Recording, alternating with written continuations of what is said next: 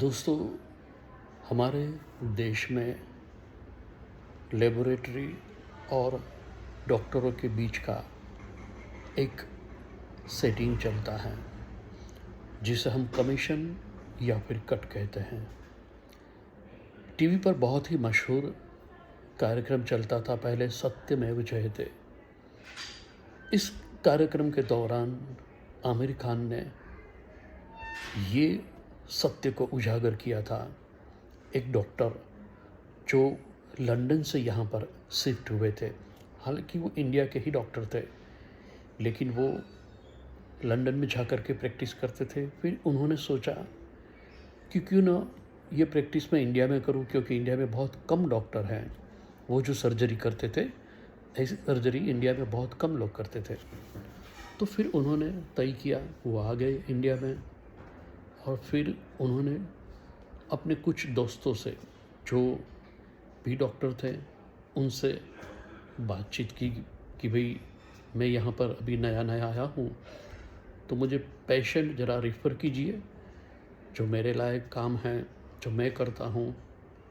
तो डॉक्टरों ने क्या कहा, ठीक है, हम पेशेंट को रेफ़र करेंगे आपके पास, लेकिन आपको हमें कमीशन देना पड़ेगा।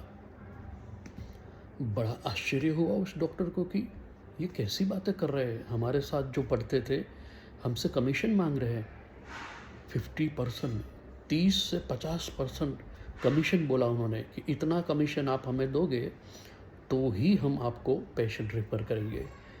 बड़ा दुख हुआ ये जानकर ये डॉक्टर अमूल पंडित को कि अरे ऐसा सिस्टम चलता है यहाँ पर। उन्होंने अपनी यहाँ की जो प्रैक्टिस है वो छोड़ के वापस चले गए वो लंदन में।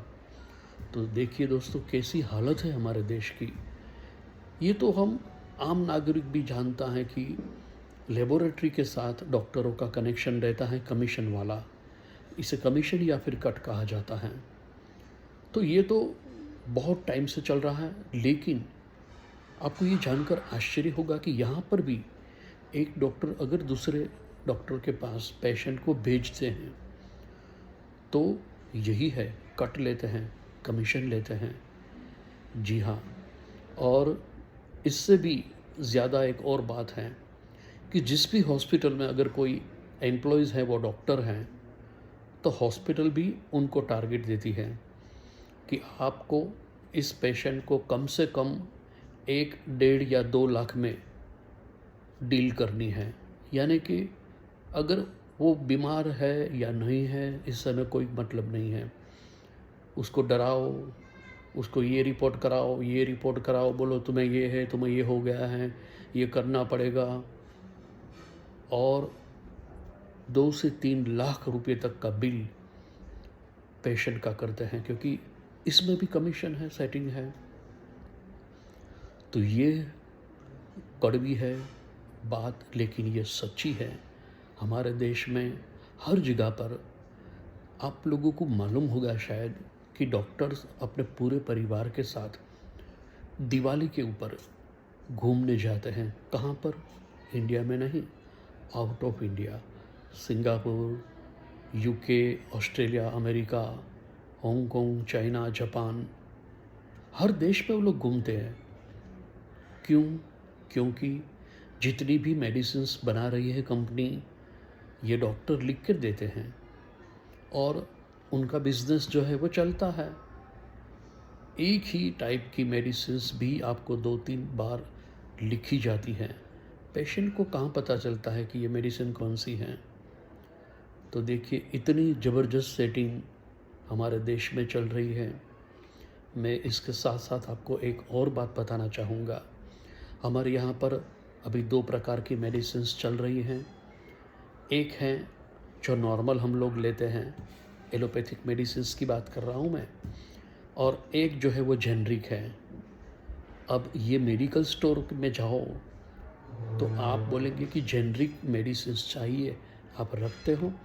तो बोले नहीं, हम जेनरिक नहीं रखते हैं, स्टैंडर्ड मेडिसिन्स रखते हैं।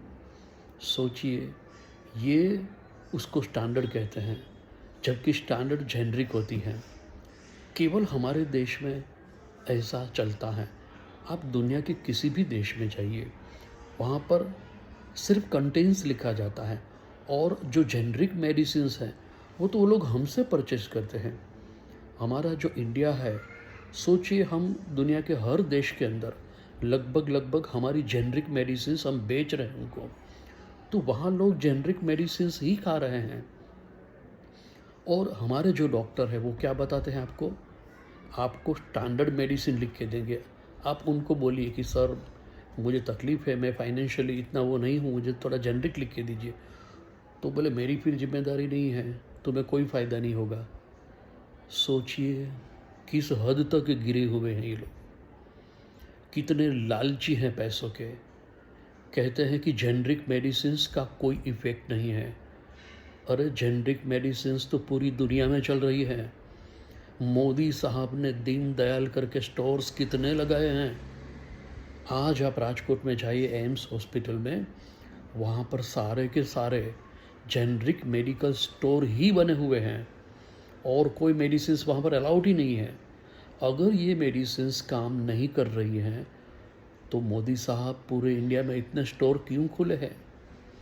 लेकिन डॉक्टरों को तो कमीशन चाहिए, जेनरिक में इनको कमीशन नहीं मिल रहा है, तो ये तो केडिला की मेडिसिन लिख के देंगे आपको, सिप्ला की लिख के देंगे, और बोलेंगे ये तो स्टैंडर्ड मेडिसिन है, यही आपको इफ़ेक्ट करेगी, आपको यही लेनी पड़ेगी। कंपलसरी कुछ तो मेडिकल स्टोर डॉक्टर अपने खुद के हैं, नीचे मेडिकल स्टोर होता है, ऊपर उनका क्लिनिक होता है, वहीं से लेना है कंपलसरी, चाहे इंजेक्शन हो या कुछ भी हो। दोस्तों एक और सीक्रेट मैं आपको बताऊंगा कि जितनी भी मेडिसिन्स कंपनियां ये मेडिसिन्स बनाते हैं, उसके ऊपर जो रेट है उसके लिए कोई कंट्रोल नहीं है। 5 रुपये की मेडिसिन्स के ऊपर 500 भी लिखा जाता है। नहीं मानने में आता है, ये मेरा पर्सनल एक्सपीरियंस है। मैंने ऐसी फैक्ट्रियों की भी विज़िट की है और उन्होंने ये सत्य मुझे बताया था कि हम ये 20 रुपये की जो मेडिकल स्टोर वालों को देते हैं उस पर 200 प्रिंट लगा कर देते हैं। गवर्नमेंट को तो रॉयल्टी मिल रही है, इसलिए उसको कोई प्रॉब्लम नहीं है, बोलते जितना छापना है छाप दो प्रिंट। लेकिन सोचिए मेडिकल स्टोर में जब आप जाते हैं तो आप क्या उम्मीद करते हो, भाई मुझे 10% डिस्काउंट देना, तो वो तो बहुत आम है। अब कुछ लोग आपको 20% देने के लिए तैयार है, और ऑनलाइन अभी सिस्टम निकला वहाँ पर 30% तक देते। अरे देंगे ही, 20 रुपये की चीज़ वो 200 में बेच रहे हैं। जितना कमीशन देना चाहते हैं दे सकते हैं ना। ये एक हकीकत है, ये एक सत्य है। जी हाँ, आजकल पूरी दुनिया में देखिए मेडिकल और ये डॉक्टरों की प्रैक्टिस कितनी ज़्यादा चल रही है। जी हाँ, एक और सत्य मैं आपको बताने जा रहा हूँ। आप किसी एमडी डॉक्टर के पास जाओगे तो कुछ डॉक्टर बोलेंगे कि हम ऑनलाइन पैसे यानी कि यूपीआई पेमेंट एक्सेप्ट नहीं करते हैं, आपको कैश ही देना पड़ेगा। ये भी मेरा एक्सपीरियंस है। एक ऑर्थोपेडिक डॉक्टर था, उन्होंने बोला हम सिर्फ कैश डील करते हैं, अगर यहाँ पर ट्रीटमेंट लेनी है आपको तो कैश देने पड़ेंगे, हम ये यूपीआई वाला पेमेंट नहीं लेते हैं क्योंकि टैक्स नहीं भरना है उन लोगों को। लेकिन ये भी एक क्राइम है और इसकी भी कंप्लेन होनी चाहिए। सरकार को इसके ऊपर भी कुछ कंट्रोल करने की आवश्यकता है, वरना ये डॉक्टरों जो मन में आए, जो मनमानी आए करते रहते हैं। इनसे हम एक शरीफ डॉक्टर की उम्मीद नहीं रख सकते।